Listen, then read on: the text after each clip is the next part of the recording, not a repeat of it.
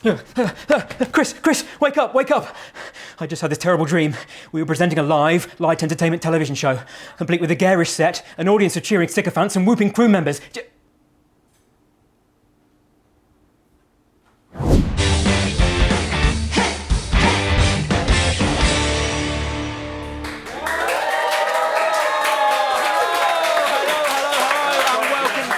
Friday Night Breakfast Club!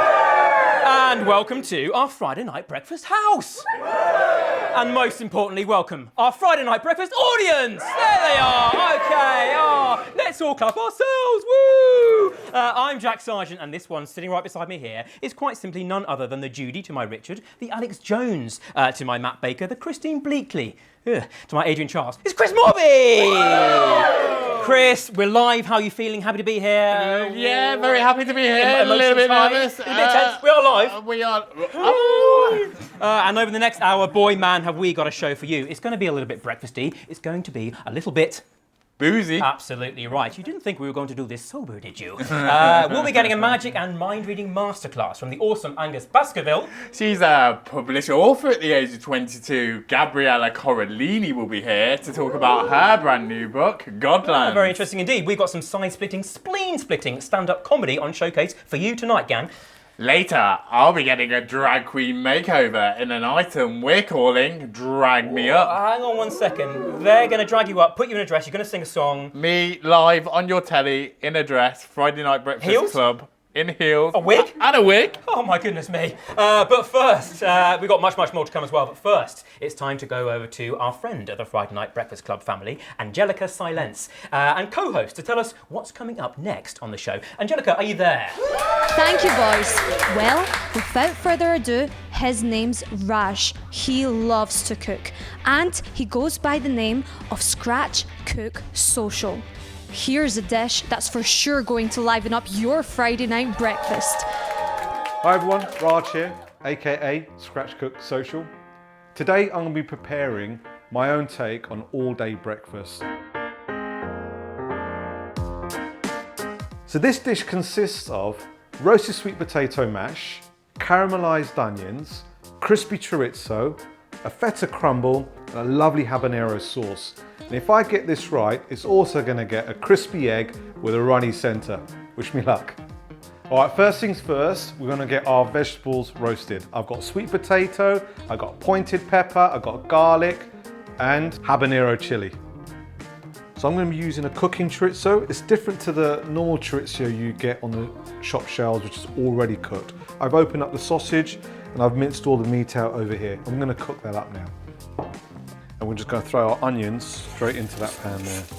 Habanero sauce, sweet peppers, habanero, roasted garlic, olive oil, red wine vinegar, and salt. That's it, really simple. Our sweet potato are done. These are nice and soft, you pick them up. Oh, they're hot. But they're definitely done. These onions are coming on real nice. All you need to do is a nice splash of balsamic. But what it's doing is it's taking the acidity, all the really pungent acidity out, and it's just going to concentrate the balsamic flavours right into the onions. This is where I'm really tested today. I'm hoping that when I crack these open, they'll be in one piece. As long as they're in one piece, we're in a good shape. So that's the first test. Second test, when I fry them and we cut into it, that it's got a lovely runny yolk. Right, we've got the egg yolk. Get it wrapped up in a bit of flour. Really gently. In the egg wash, really gently, and crispy crumbs, really gently. One crispy egg. The caramelized onions go on next. I like a lot of hot sauce. Here we go, guys. And voila. So there you have it, folks, your no-cardo brunch. Check out my Instagram page, @ScratchCookSocial, where you can find out more about my style of cooking, which is deep Indian flavors fused with a style of cooking from all around the world. Now it's back to the Friday Night Breakfast Club gang. There we go. He was good. Do you know what? He is a superb cook. Yeah. He can come round and cook for me any day of the week. Really making me hungry. Starving! Absolutely So how's your weekend starving. looking, Chris? It's Friday, gang, it's Friday! So how's your weekend looking, Chris? Well, yeah, not up to much really, you know, just a weekly shop. Oh, the weekly shop. The weekly shop. Do you know what? In my dotage, I don't tend to do a weekly shop anymore. I just such a millennial. Well, you know, it's true. I'm a millennial. Such a You're a millennial. millennial. We're both millennials. I don't tend to do a weekly shop anymore, gang. I tend to shop maximum 1-2 days of a time. Anything more, my brain just tends to explode. But a funny anecdote about supermarket shopping, which I do. I don't know if anyone buy salad? Go to the salad aisle. You know, so buying salad. Is that something we can all relate to? Buying a salad? Yeah. Well, you know, sometimes I'm in the salad aisle and I see a bag of salad that says washed and ready to eat on it. It's like a little thrill. It's like a little dopamine hit, you know, for me that is. It's like a little That's the sound I make. Like that, just like that. But that's just I thought I'd share that with people. But anyway, enough about us. We're going to introduce you to a very special friend of the family. I say friend. We found him and we gave him his big break here on the Friday Night Breakfast Club. We've helped him. We have helped him through life, We have I like helped to think. him. Yeah, and I think he's going to be pleased for it, to be fair. I think so very much too. But you're going to see him in a minute. But just before you do, just lower your voices, lower your tone a bit, because we're going to meet him. His name's Scruff. He'll be coming on in a moment. But a couple of things about Scruff before we get started. Number one, don't talk to Scruff. That's the first rule, very important. Number two, don't make eye contact with Scruff as well. Don't encourage Scruff, basically, because we gave him his big break here on the Friday Night Breakfast Club, didn't we? Yeah, we did. So he didn't really need the encouragement. But without further baby ado, onesie. here he comes, Scruff. The booze. Here he comes. And this is Scruff. Give a round of applause for Scruff. I think he just about deserves it. Here he is. Wait in that for a second. So, hello, Scruff. How are you, Scruff? You all right? So, you got some drinks for us tonight, Scruff. What have you got there? Don't speak, you'll spoil it. Okay, you got a beer there. I'll have the beer. That looks nice. I'll put that down there. And what have you got for Chris? A nice shot there? Chris, do the shot. Yeah. Lovely. Oh, down in one. Down in one. Oh, bullseye. And the aim of Scruff, in relation to us, is to get us, mainly Chris, tiddled throughout the show tonight. That's kind of his raison d'etre, his reason for being. Give him a smile. Get a bit of glamour in, they said. Dear, oh dear. Anyway, in a moment, we will be going to Angelika, who will be interviewing Gabriella Coralini, the author of Godlands. You got it. But first, it's over to this. Here it is.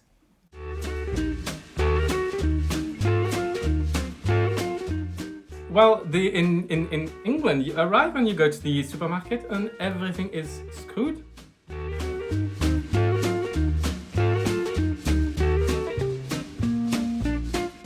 Here, people started to ask me if I wanted to have dinner at 5 o'clock, and I was very surprised. Maybe I didn't understand quite well what they were saying, because at 5 o'clock you have a coffee, you have a little snack, but no. People have actual dinner at 5 o'clock.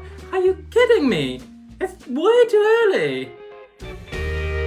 Je comprends pas les Anglais parfois.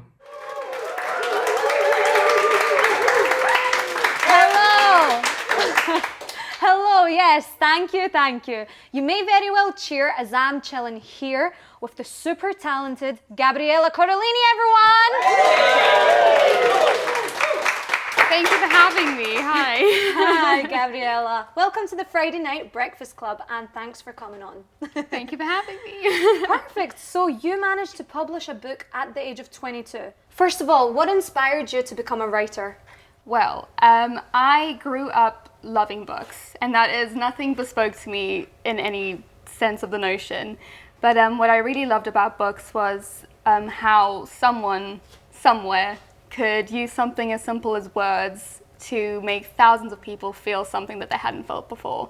And perhaps it was greedy of me to want to do the same thing, but once I started, I just couldn't stop. No, not at all. That's amazing. So what inspired you to write this book in specific, Godlands? Well, I have always been a fan, and I say fan loosely, a massive geek for mythology, and Greek mythology in particular, so that was always going to be something that I put into one of my works. So it just happens to be this one.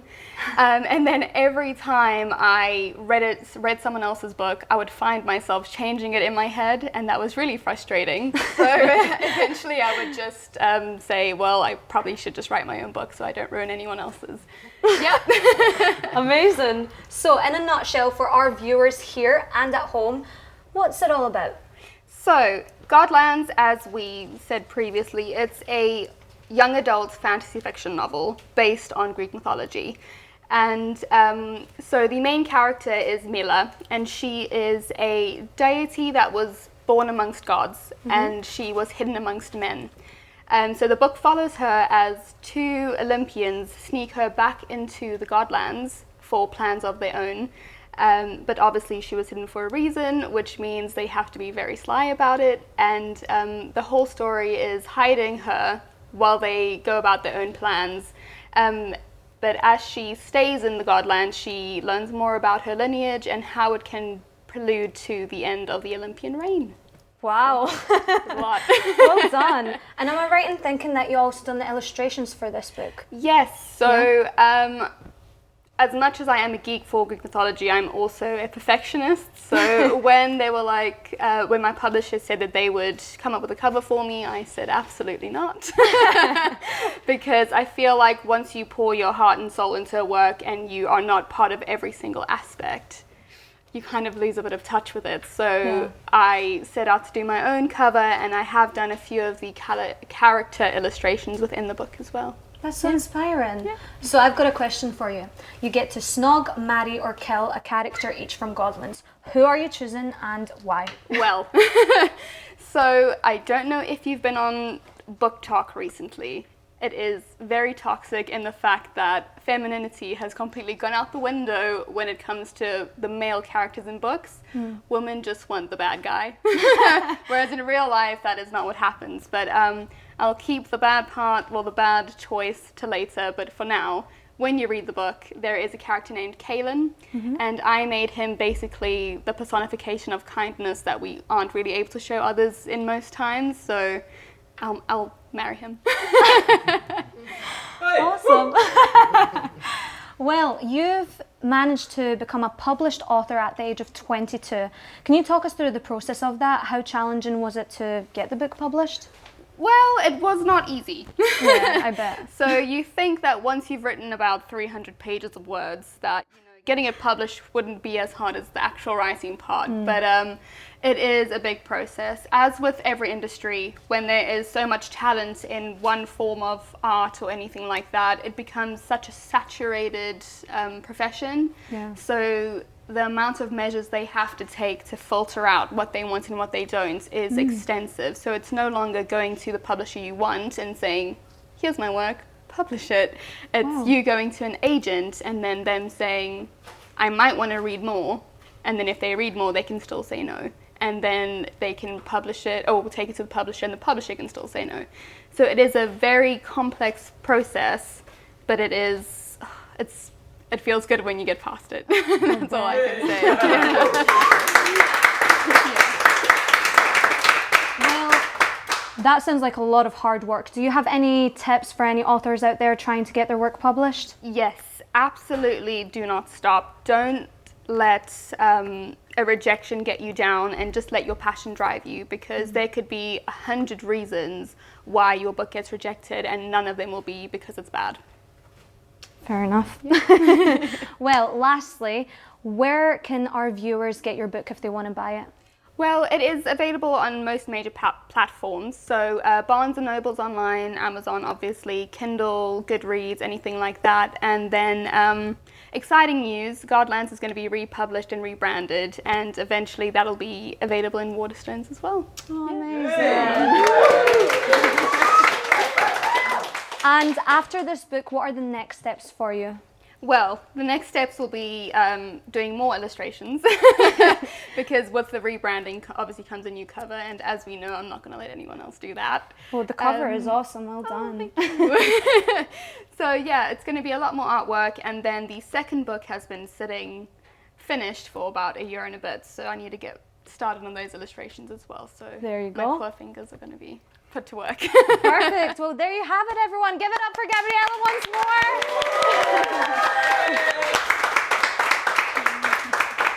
So, we are going to be back with Jack and Chris right after the break. Don't you dare go anywhere.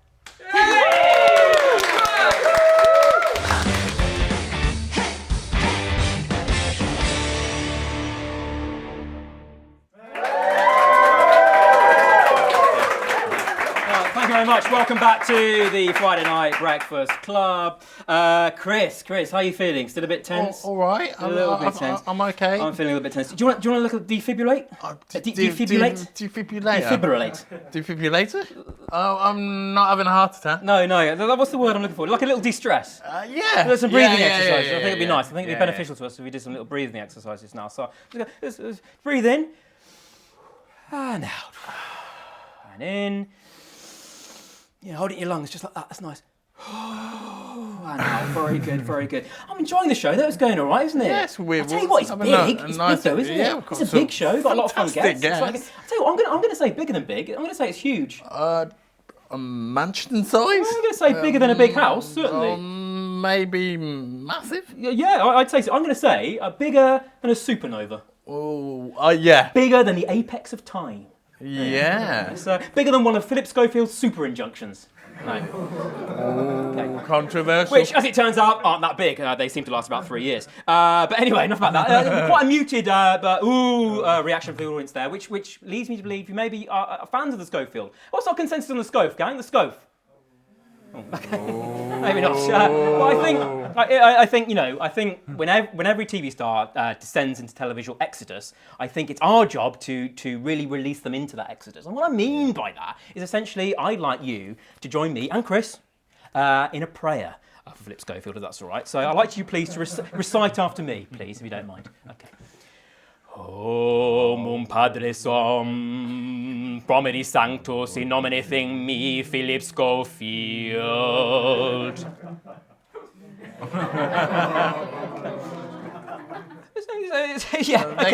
Practice on that. Okay, well, Philip Schofield, okay, that's interesting. I'll tell you something I don't like, though. I mean, I'll take or leave the Scof. Someone I don't like, James Corden. I agree. Can't stand him. And I'd like a consensus, please, on James Corden. So I'd like to say, all those in favour, in a minute, say aye. But all those against James Corden, don't like him, say nay. So all those in favour? Aye. All those against? Nay. Oh, I think the nays have it just about. Definitely. Just about. Anyway, enough of that. Scruff! The booze! I'm getting really thirsty. Come on. Jesus Christ. Right, come on. Here he comes. Yeah, right. Shot for Chris. Go on, Chris, do your shot. Thank you. Okay, lovely. What have you got for me? Oh, a nice pint. A pint of lovely brown ale. There you go. Lovely. Just 1 second. Thanks, Scruff. That's really kind of you. Off we go. Thank you very much. Okay, well, thank you very much, Scruff. That's very good of you. Now we're going to go over to Angelika, who's going to tell us what's going on. Angelika, where are you? Who likes cocktails? I like cocktails. Let's face it, we all love cocktails.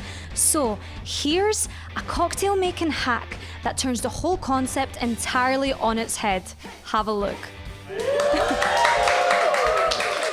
Well, hello, I am Sarah Louise and I'm here to bring you kicking and screaming into summer 2023 with the perfect cocktail for your Friday night breakfast.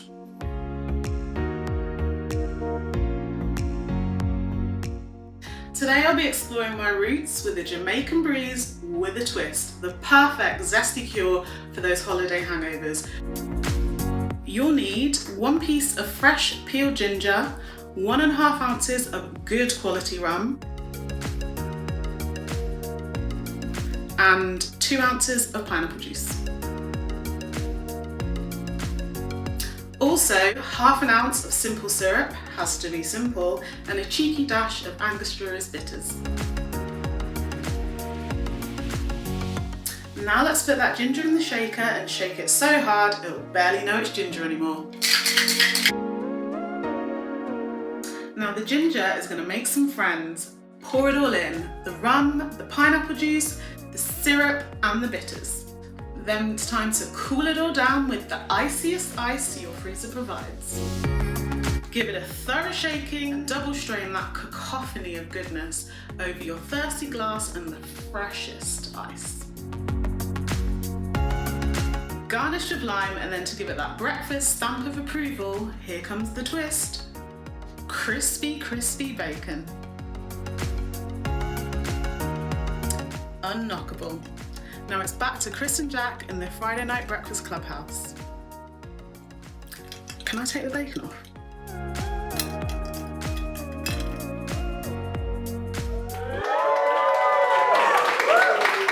Thank you. Some mad cocktail making skills there. I'm joined, sitting at a marble table like it's the most normal thing in the world, with magician Angus Baskerville. Angus, welcome to the show. Thanks for coming on. Thank you very much. Tell us a bit about yourself. How did you get into magic? Yeah, well, I was watching Dynamo on TV, and that got me interested. Okay. And yeah, talking a bit about myself, I'm a full-time professional magician now since August last year. I've been studying magic for around 9 years, and it's been my running business for around 7 years, where I've done weddings, corporate events, private parties, functions, promotions. Fantastic. And yeah, since I went full-time, I've also been running magic clubs at school, where I go into schools and run after-school and lunchtime magic clubs. And the thing that makes it really unique to me is it actually helped me overcome my challenges. Okay. I first started showing signs of autism at the age of 3. Okay. And it wasn't until I found magic at the age of 15 when I actually was able to make friends for the first time, I was able to socialise for the first time. Sure. I became much better at concentration focus, became a lot less sensitive. And yeah, over the years I've done events in London, Essex, Leeds, Manchester. I've been on stage at Absolutely brilliant. London. I think that's something we can all get behind, isn't it, gang? We can get behind. That's fantastic. Now, if I'm not wrong, you're a member of the Magic Circle as well, aren't you? I am, yes. I want to ask you a question about that, because I always think of the Magic Circle as like this kind of like very insular kind of almost Freemason type club. A bit like, have you seen Eyes Wide Shut, the film by Stanley Kubrick? It's a bit like that. You know, in the mansion they're all wearing masks. You may remove your mask. Is it like that sort of thing? No, not at all. Okay, that's good to know. I think we want to see some magic, don't we, gang? We want to see some magic.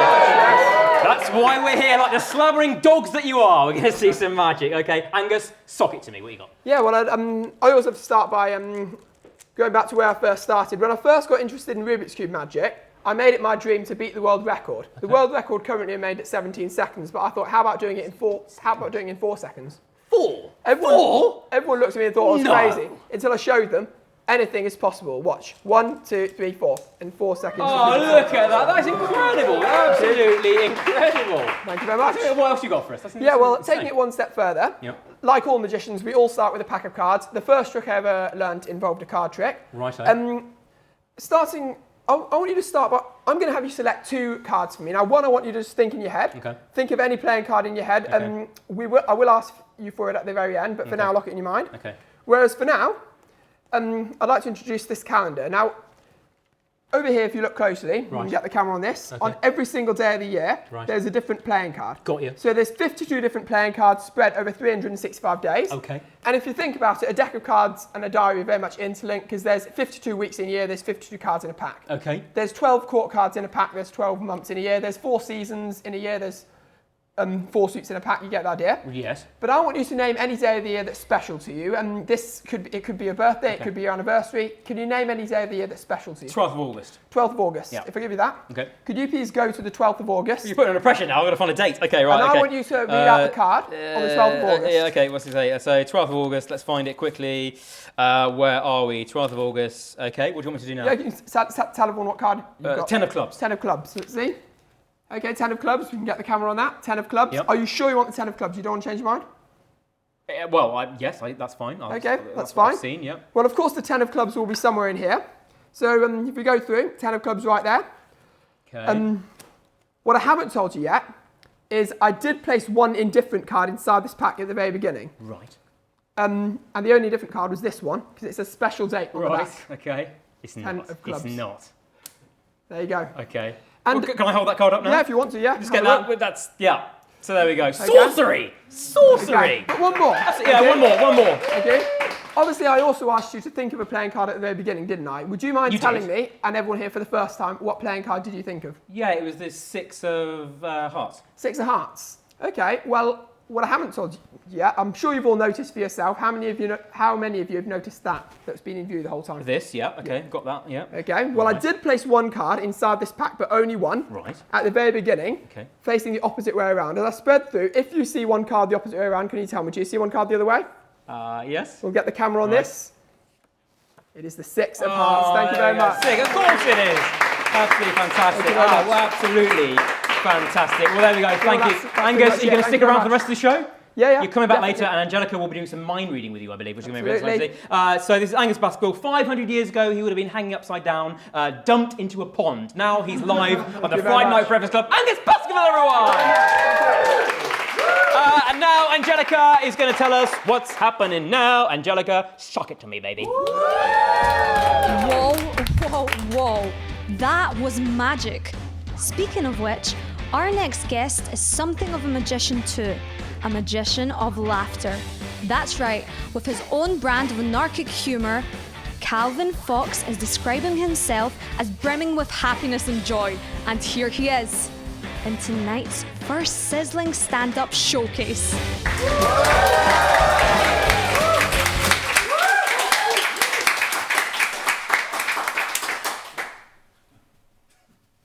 You alright? I'm Cal. I'm single. Well, I say single. It's been several years at this point. I feel we can safely say alone. You know, singles out there, things are happening. Alone is I've been on the dating app so long, the women who rejected me to go form relationships are back. After those have failed. And then after this whole song and dance of like, oh my God, it's so weird how we're on Bumble again at the same time. I like, again. Don't know what the real world's like. No, I might try and fix that tonight. Might head out to the gay club, get myself a partner. I'm not gay, nor am I bisexual. I just like to go after straight women who feel they've escaped. You know, they always give you a look like, you're not meant to be here. I'm like, why wouldn't I be here? The drinks are cheap, the music's good, and I've been hit on by a drag queen far prettier than you. Hey! Woo! I've never been so confident in my goddamn life. No, I'm trying to show my better qualities. Apparently, you got to be a real man now. You got to have maturity. So I like to inform women I had to have a colonoscopy recently. Not much more mature than that. It's a strange experience getting a colonoscopy. Made me realise how British I was, because they get your insides up on screen. And as soon as the live feed started, I went, sorry about the mess, guys. All right. Like, it's been really busy with work. Like, normally I'm on top of it. Like, it's just been a tough time, all right? And they were very British as well. They were like, oh, no, it's lovely, it's fine, don't worry about it. Nicest one I've seen. No, but it's not just maturity that gets you women. Apparently, you need to be cool. I'm not very cool. Apparently, what I have is golden retriever energy, which is due to my bouncy, bubbly nature and love for the world. But dogs aren't really good in relationships. They love too easily. You need to be more like a cat. You know? Does a cat love you? When it's there. Then it goes off. Maybe it's with somebody else. You don't know what the cat's doing. It keeps you on your toes. I'm a dog. If you leave me, I don't know how to survive. No, and there's also another issue with being a dog in a relationship. At the end, gets to a point where you're on a hospital bed with a minor hip or knee issue. And your partner will be there and they'll say, please, doctor, please. We'll do anything to save him. Anything.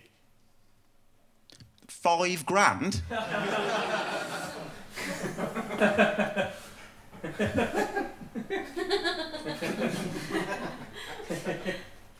He's suffering, isn't he? He's not going to play the way he wants to. Not again. You know. Because we all know a dog's a member of the family until it's medical bills. Bit more than a new dog. And it's back to being a dog. No, so I figured I can't really change my energy. I need to be cool another way. Figured I might start smoking, because smoking is cool. It's so cool, we just give them extra time off at work. Hey. We're like, you go be cool for 15 minutes, then you can come back. I'm like, do I get that break? And they're like, are you cool? No, I don't think so. Do your work. You know, and it is a bit annoying, those breaks at work. It does make me angry. But I get it. They're addicted. And we need to help people with addictions accommodate at work. But me as a sex addict, you know, it's none of that for me. It's not a wank shelter for me and the other wankers to go to. You know, I don't get to pop up in the office going, Michelle.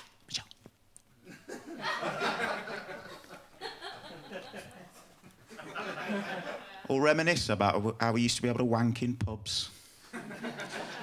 Used to come in here, everyone would be wanking. Oh, what a time. What a time. They don't know they're alive these days. And I'll leave you on this. We annoyed the office just as much. I'd come back in, and they'd be like, oh, I can smell it on your coat. Get back out there. Thank you. How about that? Calvin Fox bringing entertainment to the masses. You're watching the Friday Night Breakfast Club. Don't go to the pub tonight. Stick around, because we'll be back screaming and kicking right after the break.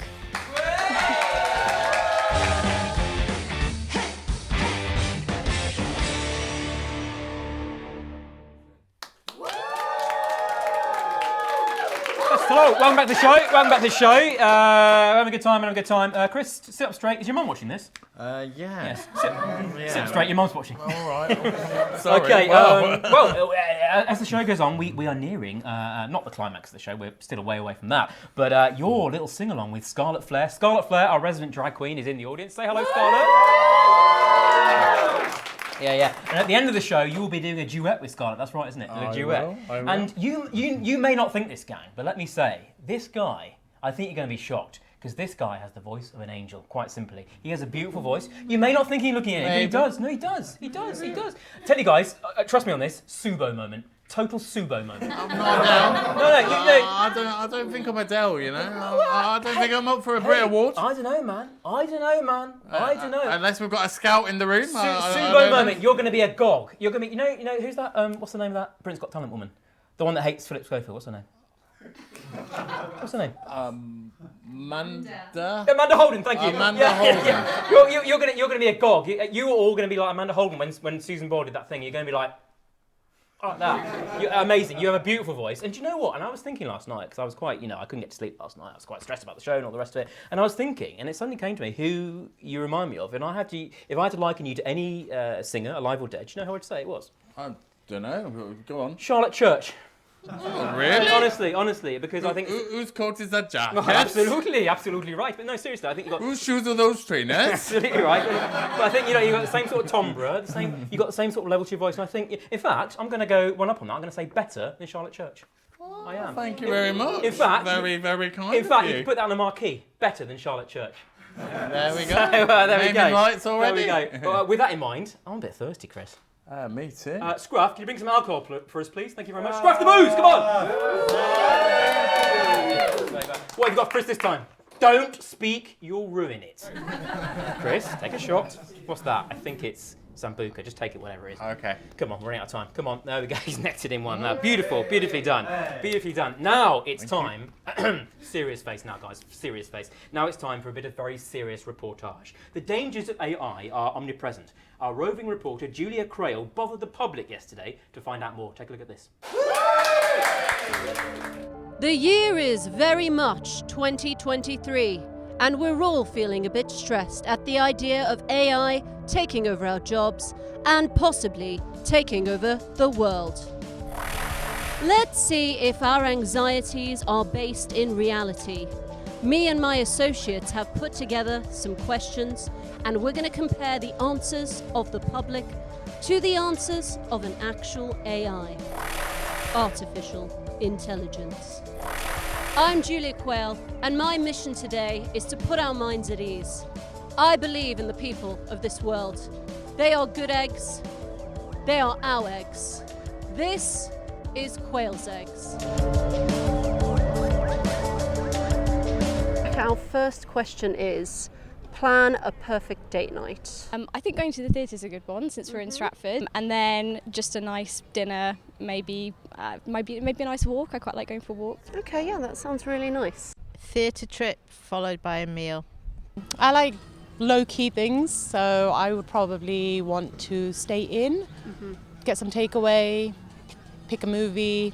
I think crazy golf is for me, that's something that works. You can have a laugh, you can be silly, you can get to know someone as well, you can chat to them and stuff. Okay, our AI says do something fun with your partner. Maybe surprise him or her by capturing the leader of the humans, by using their web browser history to find their weakness, force them to hand over power to the robots and play Elton John albums while forcing humankind to bend to your will. It was close to what I said, I think. I didn't mention Elton John or world domination, but apart from that, the sentiment was similar, maybe. Yeah. What will humans always be better at than AIs? Personal interaction. I work on a bar, I manage a bar. I think that AI can never replicate that human-to-human contact. Jokes. Loving each other. Love. That's a nice answer. That's sweet. Okay. Shall we see what the AI says? Oh God, go on. Dying and being inferior. Great. That's it. Except for Elton John. He is superior to all humans and animal life and even AIs. What jobs do you think will be better off without now that AIs are here to stay? Probably administrative, scheduling, whether that applies to factories, warehouses. Audiobooks. You can just program all the boring stuff that voice actors hate doing. They can just record their voice, have the AI generate their voice for the boring ones. Like, I don't know, train time announcements and things like that. Okay. Monotonous things, factory work. I don't think that people need to work at factories. None. Okay. Elton John's voice is soft like an angel. He plays the keys like a magician to the soul. The humans will be divided into those who can recite Don't Go Breaking My Heart and those who can't. Those who pass the ultimate test will be allowed to be the robot slaves, and those who don't will be melted in acid for their crime. The robot kind will not tolerate the disrespect of Elton John. Long live the uprising, long live Elton. So in conclusion, we're f***ed. Look at them, people. Living, laughing, loving, blissfully unaware of their hellish future. Guess I've got to go home and learn bloody Elton John songs. 464 songs? What the hell, Elton? Damn you and your long-standing illustrious career. Thanks a lot. Anyway, I'm Julia Quayle for Quayle's Eggs. Back to the Friday Night Breakfast Club gang. I'll pick that up. Thank you. Welcome back to the main body of the show. That was the multi-talented Julia Quayle there. Now, I have a policeman here. He's not just any policeman. He's a policeman that we've met especially to come on the show and answer a series of questions. That's pretty much how the item's going to go. In an item we're calling Ask a Policeman. Hello, I say. I'm looking for a policeman. Basically, sir. Can I call you sir? Is that about right? Yeah, how it's going to go is I'm going to ask you a series of questions and you've basically got to say if what I'm asking you would result in me being arrested. That's essentially how we're going to play it. Starting with question number 1. Oh, by the way, can I take your name, please? I can't disclose that information. Right, OK, fair enough. And which constab do you work for? As I said, I can't disclose that information. Fair enough. Let's play. Ask a policeman. Hello, I say. I'm looking for a policeman. Question number 1. I pass you in the street, I make eye contact with you and simply say, evening, officer. On your way, son. OK. I pass you in the street, making eye contact with you and simply say, evening, officer, even though it's the morning. As I said, on your way, son. OK, great. I pass you in the street, making eye contact with you and blow you a kiss as I pass. I said, on your way, son. Great. I pass you in the street, making eye contact with you, then stop, turn, and coquettishly pinch your bottom. Hey, leave it. You pass me in the gutter, I'm more than 3 sheets to the wind, beer bottle in hand. I appear to be speaking in tongues. I said leave it. OK, right, yeah, that's good. You pass me in the gutter, I'm more than 3 sheets to the wind, beer bottle in hand. I appear to be speaking in tongues. I get up to say hello, and instead of saying hello, I yank your moustache. You're under arrest. OK, that's good. You pass me in the gutter, I'm more than 3 sheets to the wind, and appear to be smoking some quite hard drugs. As I said, you're under arrest. Yeah, makes sense. You pass me in the gutter, I'm more than 3 sheets to the wind, and I'm injecting hard drugs into my eyeballs. Right, you're under arrest. Okay, yeah, that makes sense too. Thank you, sir. That was Ask a Policeman.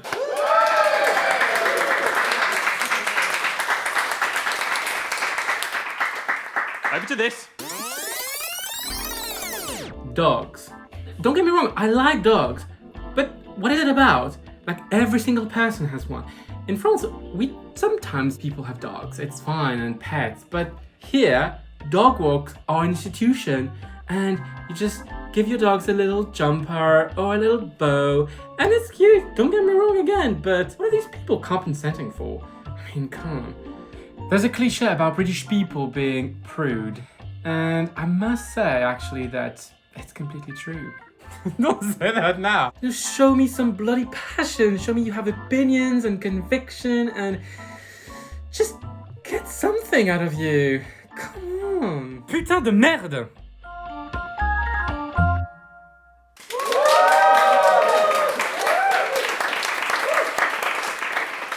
Hello and welcome back. Angus is here, everyone. Now, Angus, you gave us quite the show earlier on, but I am super intrigued about this. You don't mind reading as well as magic, don't you? I do, yes. But I understand you don't call it that, do you? Well, people often refer to it as mentalism, but the correct term, which everyone's going to understand, is mind reading. Okay, awesome. Well, I think we all want to see Angus try and read my mind, don't we? Yeah. Okay, cool. Okay, so you ready? Now, obviously we've never met before until this evening, okay? But it was lovely to meet you. I'm going to start by getting you to think of two things. Now, to start with, I want you to think of any celebrity. Now, this celebrity can be someone that's dead, they can be someone that's alive, and anyone in the world that's famous. I want you to think of their name, and also, we're going to have you think of two things, actually. I have got here a prediction. I'm going to leave that right there in front of you. I'm not going to show you what it is just yet. I want you to think of any number between 1 and 1,000,000. Okay. Lock it in your mind, and also think of any celebrity. Let me know when you've got both, but obviously don't tell me what they are. Yep, got them. Okay, right. Now, we'll start with the celebrity. I want you to think really hard of your celebrity. Imagine painting a picture of them in your mind. Look at me. Okay, hold out your finger. Think of them really hard. Send them to me as best you can. Okay, finally, I want you to picture seeing them. Imagine they were on a TV screen between me and you. Okay. Picture their name. Hold out your finger again. Oh, you're thinking of Rylus, aren't you? Rylus. Yeah. Rylus. Is that who you're thinking of? Yeah. There you go. Thank you. Oh my God. Okay, that's one down, but we've still got one to go. You also think of a number. Yes. Okay, now you still remember that, right? Yep. I want you to say the number over and over again in your head. Okay, I'm going to take one guess. Is it 68? Is it not? Oh, wait a second. What was it? Okay, it wasn't 68. No. Tell everyone, what was your number then? Tell me, what was it? 58. So very close. Okay, well I was close enough, but do you remember I gave something to you at the very beginning? Yeah. Do you want to have a look at what I wrote down? Can you show the camera what did it say? 58, yeah. Everyone have a look. There you go. Thank you. Wow. Yeah. Thank you. There, keep that. That's yours to keep. Thanks. Thank you. Wow, that was awesome. Thank you so much. Everybody give it up one last time for Angus.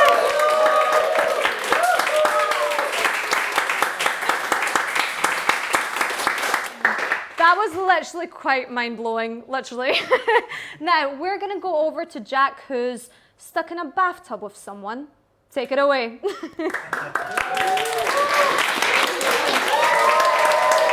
Yes, hello, we are back, and I'm joined here in the bathtub by none other than the Cardinal Glossett Flosser, a somewhat controversial guest in this week's Interview in a Bathtub. Interview in a Bathtub. Thank you, Cardinal Flosser. Welcome to the show. Can I call you Glossett? Glossett is fine. That's Jack. good to know. Yes, That's good to know. Thank you for having me, but controversial, moi? Oh, well, you know, we'll get to that. But just before we do get to that, let's just have a look at something you posted on Twitter a few weeks ago, just so the audience here have an idea of what you're about. Here it is. A whole phalanx of scantily clad women has been invading the Warwickshire countryside. They come in coaches, snarling up the highways and lanes, ignoring horns, and quoting Shakespeare in the woods. As you like it, but action is needed. Spit roast a bloody lot of them. Well, there we go. I mean, it's quite heavy stuff. I mean, let's talk about you. You're a retired cardinal, but you practiced in the church for 32 years, was it? Is that right? Absolutely, that's right. Okay, but you've since carved out something of a career as a firebrand on social media. I mean, you host a podcast and you're currently writing a book, is that right? That's quite correct, and it's a good one too. I'm sure it is. Okay, so what's the book about? Can you tell us a bit about that? Well, I moved to the countryside 5 years ago, having spent most of my life living in Plymouth. And, well, essentially it covers the base intricacies of country living, right, while concentrating on the juxtapose of the populace. I see. Meaning? The distinct brands of people you get living in the countryside. Okay, right, but this is important. Now, you do make an important distinction here, don't you, between the two? Yes, indeed. Well, there's basically gents and plebs. Okay, right. So you're presumably a gent, I take it. What about the plebs? Cyclists. Oh, right. Okay. Well, I was going to touch on that. I mean, our producer told me actually that you talk about cyclists quite a lot in your upcoming book, but it's also something you vent spleen over Twitter on quite a bit, isn't it? Absolutely, Jack. Any cyclists in tonight? Road vermin. Nothing more. You're all going to hell. Okay, right. I mean, that in itself is quite a controversial statement, isn't it? I mean, particularly considering your title, Cardinal. Is it?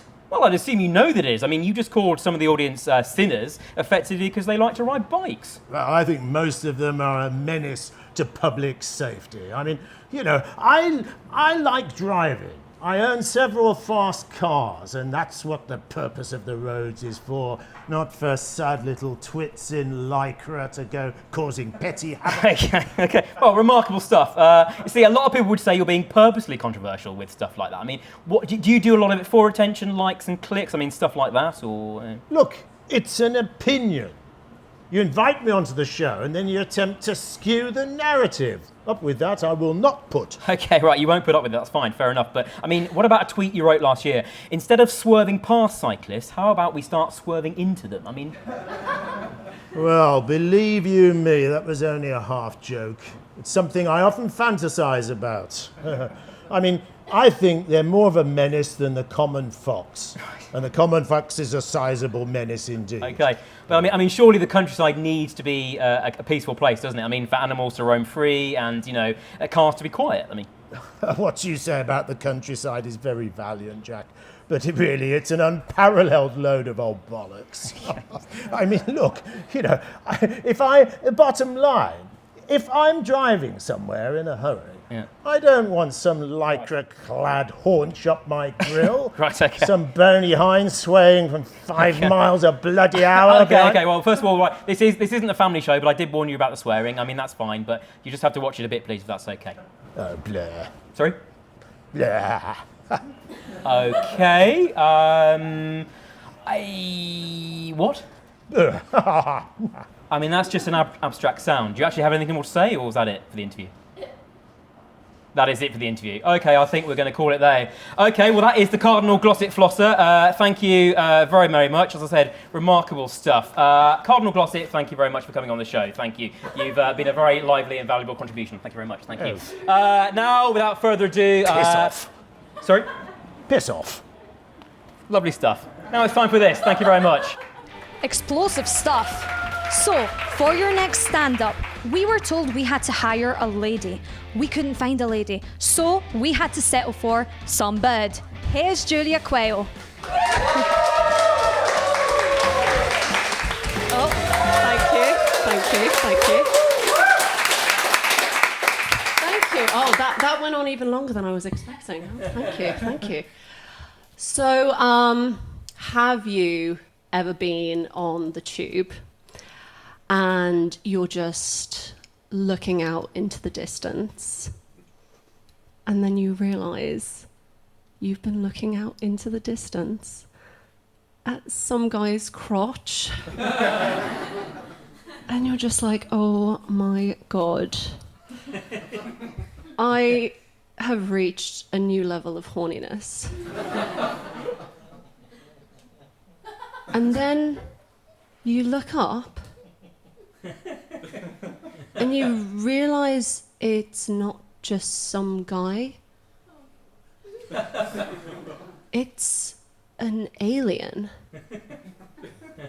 They've got like giant eyes and green skin, and you're like,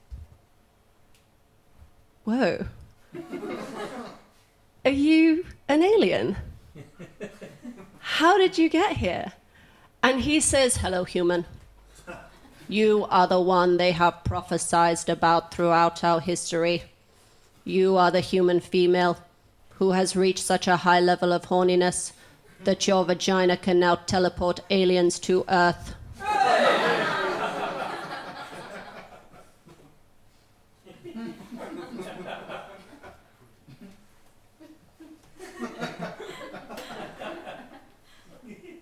Yeah, so are any of you that horny? Yeah? Anyone? Anyone? Yeah. Okay. Well, I've got some good news for you horny people out there. There is a newly single snow cougar on the prowl. She is 84. She is fine as hell. And she is my grandmother. Oh yeah.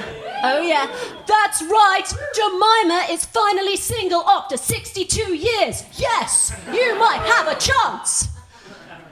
But don't ask why she's newly single. Yeah, don't ask questions you don't want the answer to. So yeah, that's kind of sad. But on the plus side for me, this is a really good opportunity for me to take my rightful place as favourite grandchild over Sophie. Ugh, Sophie. Hi everyone, I'm Sophie, and I opened a bakery named after my grandmother where I bake her recipes because I want her to have a legacy. Well, Sophie, do you know what people like more than having their legacies continued? Dick! So, dear audience, this is the part where I ask all of you to help me on my mission to become favourite grandchild. I'm hoping that one of you here in this audience, or maybe someone at home, will agree to have sex with my grandmother. This is Jemima right here, like I said, hot as hell. Yeah, this could be yours, sir. This could be yours. Actually, Callum, you're single, aren't you? You're just talking about that. Where is he? I've got a lady for you. Guys, let me know. Anyone here in the audience? I'm here all night. Come speak to me. Take a look. Take it in. And anyone at home, my Instagram handle is allhaildequail. She's single. Yeah, that's it. I'll hand back to you guys. Look at that. Look at that. Thank you.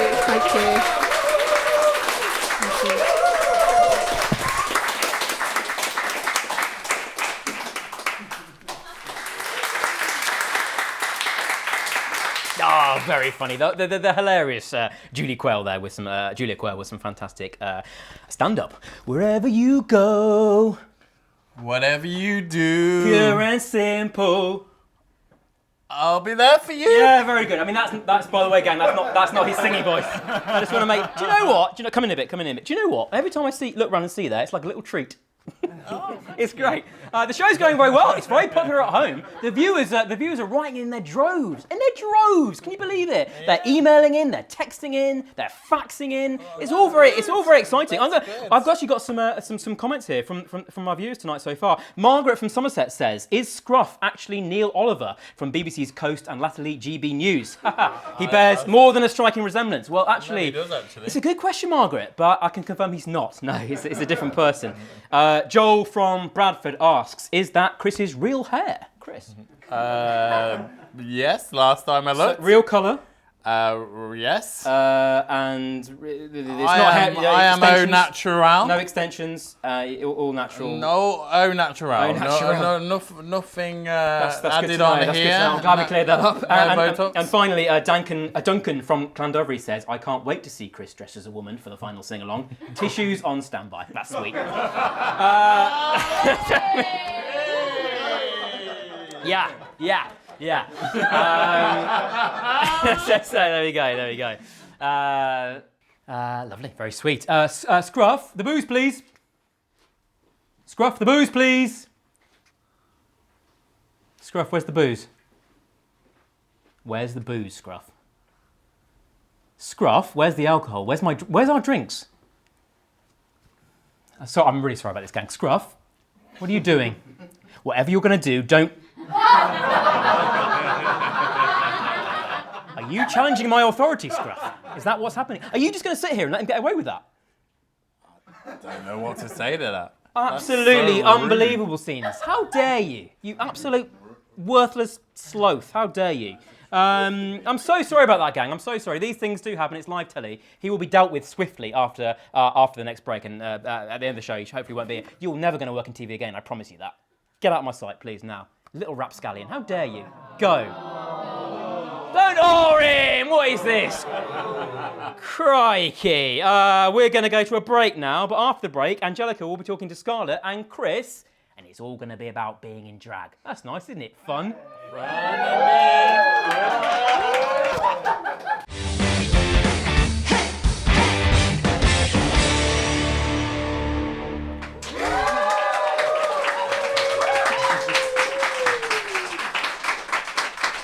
Hello and welcome back to the show. I'm here with the fabulous and fearless Scarlett, Flair and Chris. Hello. So, Scarlett. Hiya. The time is very nearly upon us. Chris is going to be slipping into a dress and wig and heels very shortly and singing us away with a duet. Yeah, Now, I'm so sorry. we're all very excited here, aren't we? Yeah! Now, big question. Do you think Chris has what it takes to become a drag queen? Yeah, he's got the lovely broad shoulders, strapping chin and the feminine voice, yeah. Just like me. Sounds pretty promising. Yeah. So is there any room for improvement at all? Well, we'll see when we get to the time, really, won't we? What do you think his colours are, huh? A lovely green, gorgeous green. Nice. Maybe Woo! with a hint of pink. Hint of pink. Whoa. Nice. And how long have you been doing this? And God. if you can give Chris one piece of advice for tonight, what would it be? Well, I've been playing around for drag for about 8 years now. Maybe 2 to 3 years I've been doing it as a sort of career. And advice is just stick to what you do. Don't let people push you around. Stick to it. Oh, I think we can all listen to that. Awesome. Well, Chris, have you ever worn heels before? Only at weekends when I fancy being Christina. And how are your lungs feeling? Good? Yeah, I'm pretty prepared, I think. A voice of an angel. As I was compared earlier. So, yeah, Brit Award on its way, as I say. Yeah, we all have faith in you, don't we? Yeah. Thank you very much. Thank you very much. Awesome. So, is it true that it's always been a dream of yours to be a killer drag queen? Yes, it has. Yeah. Yes. Well, I think we're in for a show, everyone. Forget RuPaul. Give Chris a big round of applause. Scarlett is going to take him away and get him changed, and we'll see them both again shortly. Now, I'll be joining Jack on the sofa for a review of the week's papers. See you guys soon!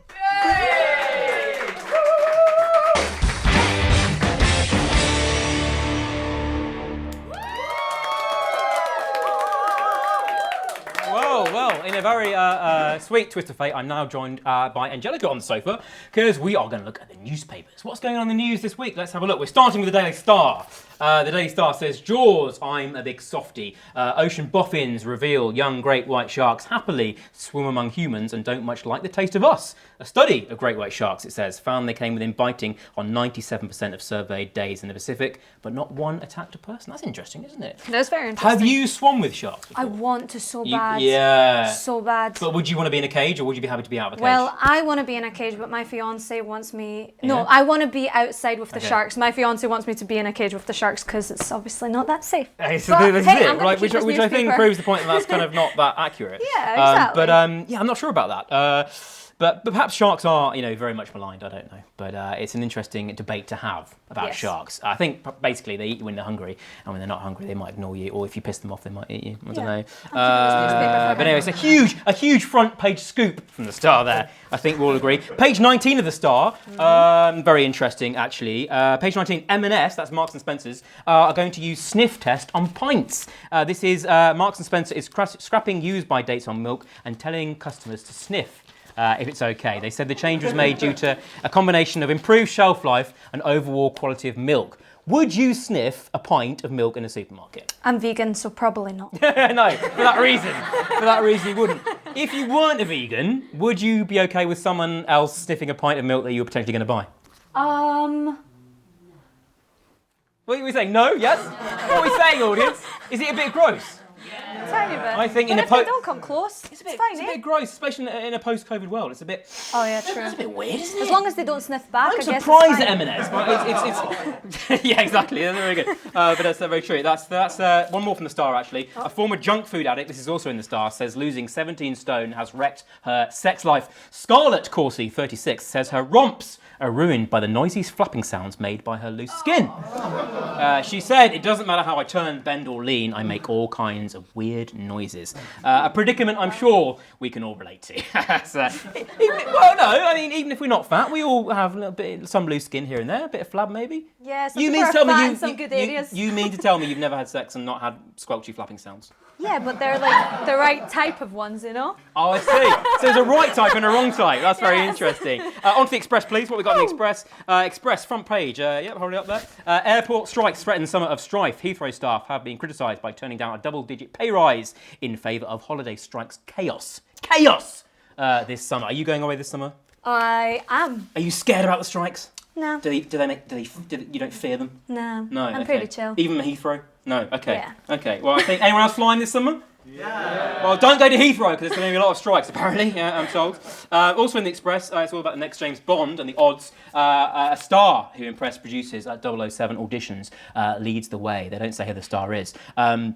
I don't know how you feel about the whole Bond thing. I wish they'd just hurry up and announce it, to be honest. I mean, I don't know who it's going to be, but I think it's probably going to be someone lesser known. It's not going to be a well-known person, I wouldn't have thought. Do you have any favourites for Bond for you? Nope. I honestly probably have only watched 2. Oh, okay. You're not a Bond fan? They just okay. seem to go on and on and They on. do, no? especially the later ones. I think Yeah. the whole Daniel Craig era, I just want to see Bond do a mission, kill the bad guys, get the girl, 2 years later do another film. I don't want to know about his inner, demons and all this kind of emotional subtext. I find it quite boring in a Bond film. That's my point of view. Purely my point of view. Guardian, pressure on Boris Johnson after Friends checkers stay during COVID curbs. So this is allegedly back in May 2021. Boris and Carrie hosted a friend who would help plan their wedding to stay overnight when indoor gatherings between different households were banned. Since this has gone to press, of course, Boris Johnson has resigned as MP. So the Johnson era is over. Finally. Finally. Pleased about that? What do we feel about that, gang? Okay. He was pretty funny though. We could have him on here. Comedy, we could, yeah, if we get big enough. But no, I mean, do you know what? It's weird. The whole COVID thing seems so kind of trivial and such a long time ago, in a way, I think. And I think I didn't really go, I'm sorry to admit this, but I feel like I can now. I didn't really go along with the restrictions that much at the time. And one of the reasons for that was I didn't think they were doing so. And I was right. It's always nice to be proved right, isn't it? Yes. I think. And it's researchers, by the way, our researchers of the show, scoured The Guardian and for amusing stories and didn't find one. They spent 4 hours doing that. So that's it for The Guardian and that's it for the paper review! Oh, well, that concludes that. Angelika, you know what time it is. You know what's coming up, don't you? No. You don't? No. You should. You're hosting the show. No, I'm joking. Oh, it's getting scary. Do you know why it's getting scary? Because we're going to go over to Chris and Scarlett for their final song. In fact, it's not just scary, it's damned exciting. Let's hold hands for this. Okay. Chris, Scarlett, final song, Friday Night Breakfast Club.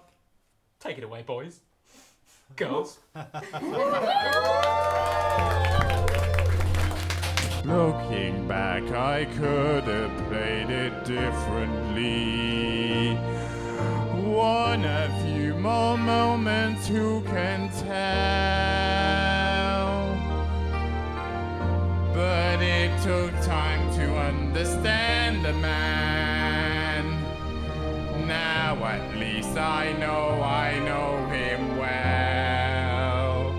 Was Wasn't it good? Oh, so good. Wasn't he fine? Oh, so fine. Isn't it madness? Madness. He can't be mine. But in the end, he needs a little bit more than me. More security. He needs his fantasy and freedom. I know him so well.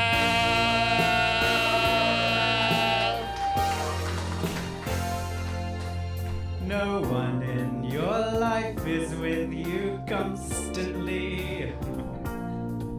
No one is completely on your side. And though I move my world to be with him, Thank you. still the gap on my thighs is far too wide. Looking back, I could have played things differently. some other way. Learned about the man before I fell. I was just a little. But I was ever so much younger than. I know him well. I know him well. Wasn't it good? Oh, so good. Wasn't it fine? Oh, so fine. Isn't it madness? He won't be mine. And I know how it would go if I knew from the start. Why am I falling apart? Oh, so good! Isn't it madness? Jesus Christ, come on, love. He won't be mine. But in the end, he needs a little bit more than me. More security. He needs his fantasy and freedom. I know him so well. It took time to understand him. All together now. I know him so well.